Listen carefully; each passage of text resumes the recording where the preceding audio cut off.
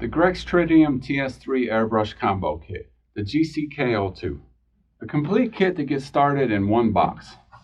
Now let's open it up and see everything that you get. So some of the first things you will notice inside the box is your product registration cards, as well as an owner's manual, and a nice little handy brochure that gives you a link to some how-to videos, getting familiar with your airbrush, learning the basics, and as well as extra needle nozzle combo kits you can get and all the other accessories Grex offers in their line.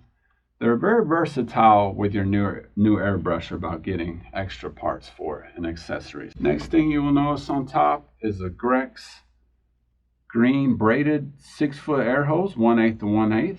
Alright, so this is the Grex Ac 1810-A compressor. Nice little handy powerful unit.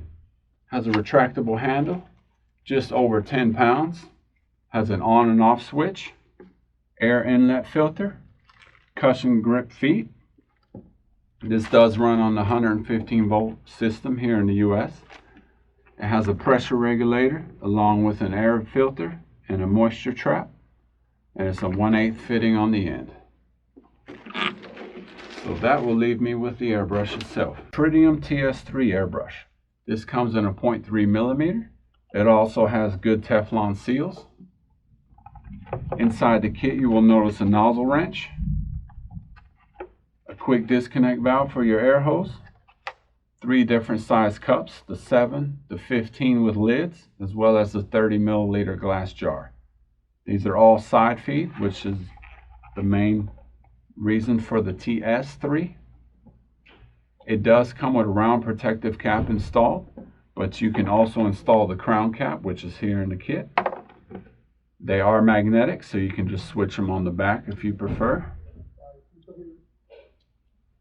It does have needle adjustment control. This is a trigger style airbrush, but it is still dual action. When you first pull the trigger, it will just release air until you press further. There's also the quick disconnect installed on the bottom as well, along with the comfort grips.